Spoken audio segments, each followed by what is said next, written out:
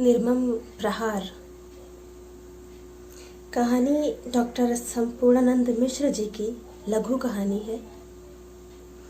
प्रस्तुत कहानी में कोरोना वायरस और गरीबी के बीच संघर्ष को उद्घाटित किया गया है। भोलू जैसे जाने कितने मासूम मजलूम ऐसे हैं जो रोज गरीबी के दर्द को पी रहे हैं। तो प्रस्तुत है काशी के उदीयमान कथाकार डॉक्टर संपूर्णानंद मिश्र जी की लघु कथा निर्मम प्रहार।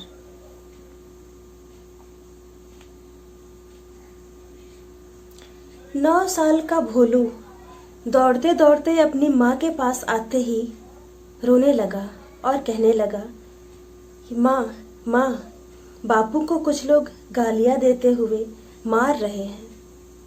यह सुनते ही फूलमती के क्रोध का पारा आसमान छूने लगा। उसने कहा, चलो भट्टे पर। निबहुरा मुझौसा रधवा की इतनी हिम्मत कि मेरे मर्द की पिटाई कर रहा है। भोलू डरा हुआ था। उसे कुछ समझ नहीं आ रहा था कि ऐसा क्या हो रहा है। 9 साल की अवस्था कोई अवस्था होती है। इस उम्र में बच्चों को घर गृहस्थी से कोई मतलब नहीं होता, लेकिन भोलू उन सौभाग्यशाली बच्चों की जमात से अलग था। उसे बचपन का वह सुख नहीं मिल सका जिसका वह वास्तविक हकदार था।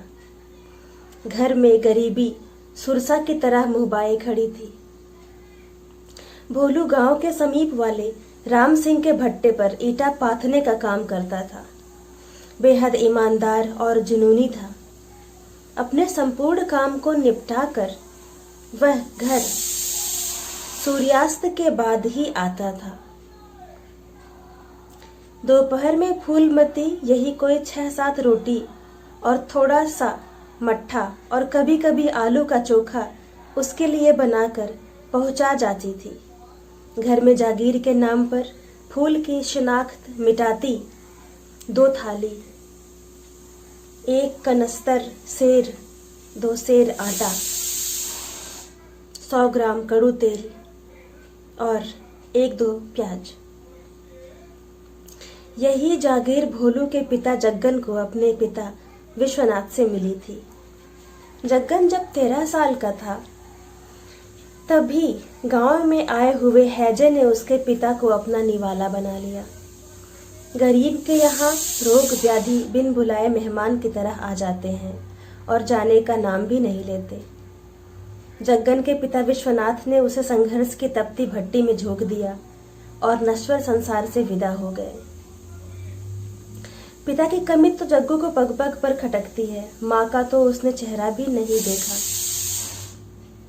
माँ का तो उसने चेहरा भी नहीं देख पाया था। जनते ही इस असार संसार को छोड़कर चली गई। फूलमती भोलू को लेकर जब भट्टे पर जाती है तब वहां का दृश्य देखकर वह अवाक रह जाती है। जग्गन अधमरा पड़ा था, सिर खुल गया था। वह पानी मांग रहा था, लेकिन रधवा निर्दयी के आतंक के कारण किसी की हिम्मत नहीं हो रही थी कि उसे पानी दे सके। गरीबी में आदमी के साहस को लकवा मार देता है।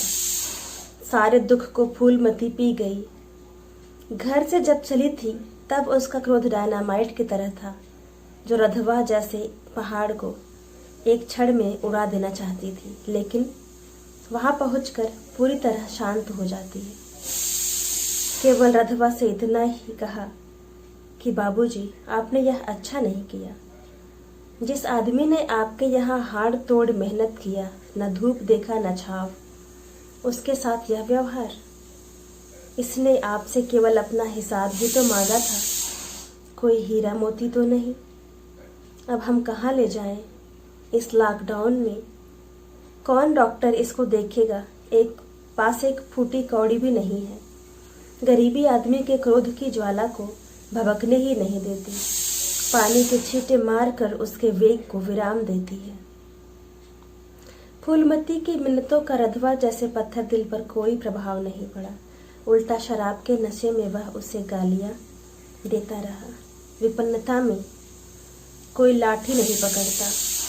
बेचारी किसी तरह उस भट्टे से कुछ दूर पर एक छोटे से अस्पताल ले जाती है। बेचारी किसी तरह उसे भट्टे से कुछ दूर पर एक छोटे से अस्पताल में ले जाती है। लेकिन कोरोना की इस भयावहता को देखकर कोई डॉक्टर हाथ नहीं लगाता।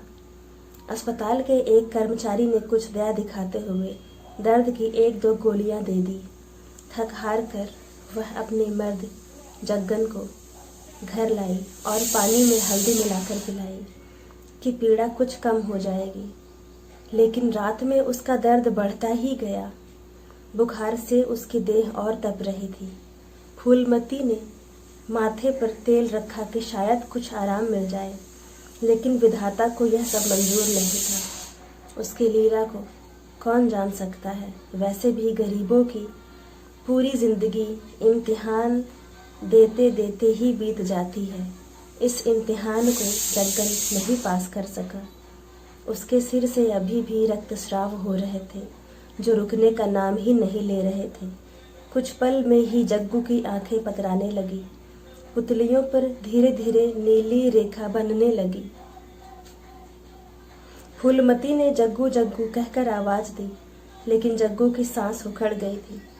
फूलमती बेहोश होकर गिर पड़ी।